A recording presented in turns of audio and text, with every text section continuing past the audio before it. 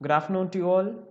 We were discussing about redox reactions, and in that we completed till competitive electron transfer in the last class. So today we are moving on to the next topic, which is oxidation number. You all are familiar with this term, oxidation number. So finding an oxidation number in an ionic bond or an ionic compound is a very easy thing, because when a complete electron transfer is happening, we can find out the oxidation number just by seeing how many electrons are getting transferred, or how much is the valency. That will be the oxidation number in most of the cases, or how much is the valency. That will tell us about the oxidation number. In case of sodium and chlorine, if you see sodium when loses its one electron, it becomes a +1 oxidation state. An ionic bond, the chlorine, when it accepts an electron, it gets -1 oxidation state. So that is very easy there. But in case of a covalent bond, that is not the case. So there, sharing of electrons occur. As you all know, in a covalent bond, sharing of electrons occur. In that case, how we will understand whether these electrons belong to hydrogen or these electrons belong to oxygen, because they are equally shared.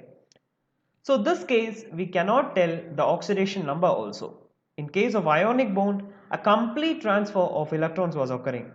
In that case, we could tell the oxidation number very easily. As sharing is happening in case of covalent bond, we will not be able to find out whether these electrons belong to one atom or the other. So in this case, finding an oxidation number becomes a problem. But we have a solution for that also. Before that, we will see what is oxidation number. So oxidation number denotes the oxidation state of an element in a compound. So in a compound, if we know the oxidation number, we will be able to find out whether that atom or ion gained electron or it lost electron. All those things we will be able to understand if we know the oxidation number. Assigned according to a set of rules. So oxidation number is being assigned to an atom or ion according to set of rules. And that rules consider that the electron pair in a covalent bond belongs entirely to more electronegative element. So this is the solution for the problem which we discussed just now. So we were not knowing whether to give the electrons to hydrogen or oxygen in case of water. So in water, the more electronegative one is the oxygen, and the rules tells us that in covalent bond the electron pair entirely belongs to the more electronegative element. So in case of water, the more electronegative element is the oxygen. So in this case, the shared pair of electrons completely belong to the oxygen. So we can consider it like an ionic bond. It is just an assumption. Just to find out the oxidation number, we are assuming that the more electronegative element is getting the entire amount of the electrons shared, or both the electrons shared in this case are belonging to oxygen. So we can tell in this case hydrogen will get a charge of +1 because it is losing electrons to oxygen. In case of oxygen, in this particular case, it is getting a -1 charge, and here also it is getting a -1 charge. So totally oxygen will have a -2 charges in H2O as oxidation state. In hydrogen, each of them will get a +1 charge. So H2 will be +2 because there are two hydrogens, +2, and in oxygen it will be -2. So whenever you get a covalent compound, for finding oxidation state, you need to consider that the electrons or the shared pair of electrons are completely belonging to the more electronegative one. So that is the basic rule here. And we do have a set of rules to find out the oxidation state of elements and ions in a reaction. We will see the rules one by one. First rule tells us that in free or the uncombined state, each atom bears an oxidation number of 0. This we have discussed even when we spoke about the redox reactions. So when an atom is in its free state or native state, we can tell the oxidation number will be 0. So for example, H2O2Cl2, for all of this, they are in the free state. They are not combined with anything. So when atoms stay in the free state, we can write 0 just above the atom, because indicating that its oxidation number will be always 0. So the second rule, for ions composed of only one atom, the oxidation number is equal to the charge of the ion. That is also a very known fact. Sodium plus ion. It is having an oxidation state of plus 1. So Na is having a charge of plus. So we can tell this ion oxidation number will be plus 1. In case of Mg 2 plus, so the ion will have an oxidation state of plus 2. As it is losing 2 electrons, the oxidation state also will be 2 plus. Fe will have 3 as it is having charge of Fe3 plus. Cl minus will have minus 1, and so on.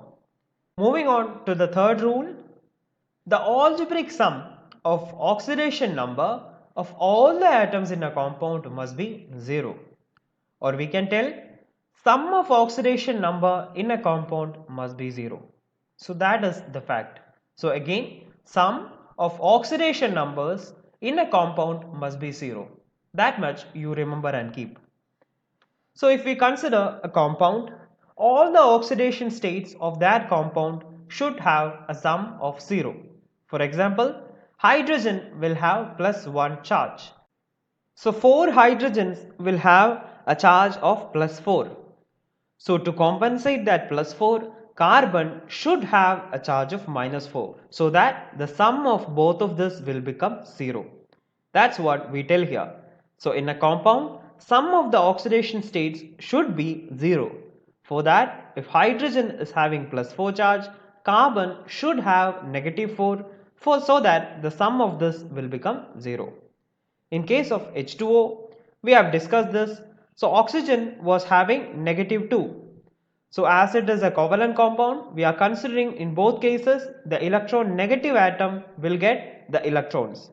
So that oxygen here will have a negative 2 charge, hydrogen will have plus charge. So 2 hydrogens will make 2 plus. So oxygen will be minus 2. So plus 2 and minus 2, totally it will again become 0. So that's the point. In the last point, we told when an ion is having a single atom, the charge of the ion will be its oxidation state. For example, we told O2 minus. O2 minus will have an oxidation state of minus 2, as it is just one atom contained. But in case of polyatomic ion, which consists of multiple atoms in a single ion, the algebraic sum of all the oxidation numbers of the atoms in an ion must be equal to the charge on the ion. So we will see an example. So CO3 2 minus. It is not just a single atom in this ion. Carbon is there, oxygen also is there, and the whole charge is 2 negative. CO3 minus is having a charge of negative 2. So in this case, the sum of the oxidation states of both of this should be equal to this 2 minus. So sum of the oxidation state of oxygen and oxidation state of carbon should give us an answer of minus 2. So that's what the rule tells us here. So in case of oxygen, we do have minus 2 for oxygen. This 2 minus is for the whole group. I'm not telling about this. So oxygen will have a minus 2 charge and 3 oxygen atoms are there. So totally oxygen alone will have 6 minus charge. So oxygen is 2 minus and 3 atoms are there. So 3 into 2, 6 minus charge will be there for oxygen. In case of carbon, it will be 4 positive charge. So carbon is 4 plus here and oxygen is 6 minus. So totally 4 minus 6. 4 minus 6 will be minus 2. So that is the charge of the total ion. That is what we are telling here. Sum of oxidation states of two atoms in an ion will be equal to the net charge shown by the ion. So moving on to the fourth point. The oxidation number of oxygen in most of the compounds is negative 2. That's a known fact. Exceptions are peroxides and superoxides. So peroxides and superoxides we have learned deeply in chemical bonding. In peroxides, example is H2O2 and Na2O2, each oxygen atom carries an oxidation number of -1. So you have to be careful when you deal with this exceptions like H2O2, hydrogen peroxide. So in this case, hydrogen will have 2 plus charge, oxygen will have 2 minus charge. So oxygen, that 2 minus charge will be for 2 oxygens. So one oxygen will get 1 minus charge. Hence, peroxides, oxygen will have charge of -1. Usually it is -2 for oxygen, but in two exceptions like peroxides and superoxides, out of that peroxides, oxygen will have charge of -1, and in case of superoxides like potassium superoxide here, K will have a charge of +1. So positive 1 charge, to balance that oxygen O2 should have -1 charge. So totally it will become 0. So K, if it is having +1 charge, O2 will have a -1 charge. So two of oxygens are having -1 charge. So we can tell one oxygen is having -1/2 charge. So that O2 will get -1. So in this case of superoxides, oxygen is having -1/2, and in case of peroxides, it is having -1, and in the usual oxide, oxygen is having -2 charge. Another exception is when the oxygen is bonded with fluorine. So when oxygen is bonded with fluorine, which is the highest electronegative element in the periodic table, there is an exception. This also we have discussed during chemical bonding. So we told oxidation number we will decide according to the most electronegative element in the group. So when a compound like oxygen difluoride OF2 is formed, out of this the most electronegative one becomes fluorine. So the shared pair of electrons belong to fluorine here. In that case, fluorine will get a charge of negative and oxygen will get a charge of positive. So in examples like water, we told oxygen is the most electronegative element and the shared pair of electrons was for oxygen, and oxygen was getting negative charge also. But in this case, when it is linked with fluorine, fluorine is the most electronegative element and hence oxygen should give the electrons to fluorine. So that case oxygen becomes +2 or +1 respectively according to OF2 and O2F2. So when oxygen is linked with fluorine, the most electronegative element of periodic table, oxygen becomes electropositive or it becomes more electropositive and shows a +2 or +1 character respectively. So these are the three exceptions of oxygen. Usually it is having an oxidation number of -2, but when it is in the peroxide form, it shows an oxidation state of -1, and when it is in the form of superoxide, it shows an oxidation number of -1/2, and when it is connected with fluorine in a bond, it shows oxidation number of +2 and +1. So next rule is about hydrogen. So the oxidation number of hydrogen is usually +1. This also we have learnt in the chapter hydrogen. So when it is bonded with another metals in binary compounds like LiH, NaH or CaH2 etc. So they are bonded with another metal which is very electropositive. So in this cases, its oxidation number will become -1 or the hydrogen is forced to accept an electron from the metal. So electropositive character is more for the metals here, and the metals will donate the electrons to hydrogen and hydrogen gets reduced by accepting the electrons. So in that case, the oxidation number of hydrogen will become -1 than +1. So that is another exception in case of hydrogen. And the sixth rule tells us about the fluorine only. So in all its compounds, fluorine has an oxidation number of -1. Other halogens also have an oxidation number of -1, but chlorine, bromine and iodine when combined with oxygen will have a positive oxidation numbers. So these points can be explained by this figure. In periodic table chapter, we have learned that towards from left to right, the electronegativity increases, and from top to down, electronegativity decreases.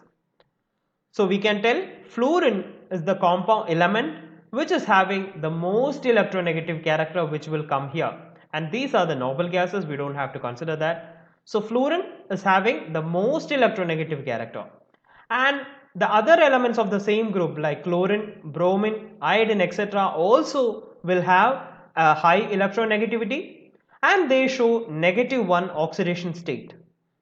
Always fluorine will show -1 oxidation state, and other halogens like chlorine, bromine also will show -1 as it is highly electronegative.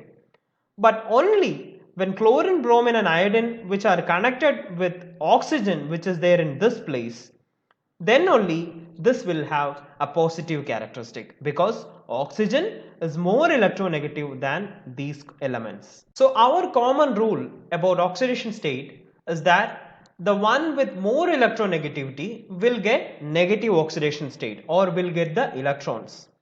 So out of this, fluorine is the most electronegative one, and just below fluorine it comes oxygen. Then only the chlorine, bromine, iodine, etc. comes.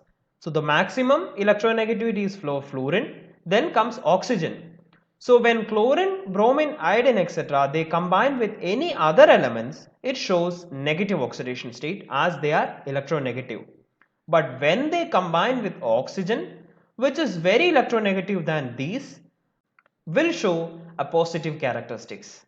So fluorine, chlorine, bromine, etc. the halogen group usually shows an oxidation state of -1. Except fluorine, the rest of the halogens, when it is combined with only with oxygen, then they show positive characteristic as oxygen is more electronegative than these groups. In all other cases, like when sodium is combining with chlorine, when any other elements here is combining with the halogens, they show negative oxidation state of -1. So with that, we complete the rules which are given for finding the oxidation number. Moving on to the next portion, which is Stock notation. So it is a method given by a German chemist Alfred Stock, and that's why it got a name Stock notation. It's a very simple method. So oxidation number was expressed by Alfred Stock by putting Roman numerals just after the metal. For example, SnCl2. So in this case, chlorine is having -2 charge. So as we know, one chlorine will have -1. So two chlorines will have -2 charge. So to balance that, Sn will have a charge of +2. And that positive 2 is shown here as a Roman numerical like 2. So after the metal, the oxidation state of metal is given as the Roman numeral here. And in case of AuCl3 also, Cl3 will have -3. So Au will have 3, the positive 3 oxidation state, and that is being notated by Roman numerical here. So Stock notation is the method of expressing the oxidation number usually of the metal by putting the Roman numeral just after the metal. So that is what about Stock notation. There are few more examples given in your textbook. Please go through that. With this, we finish our today's session. So prepare notes and submit. Thank you.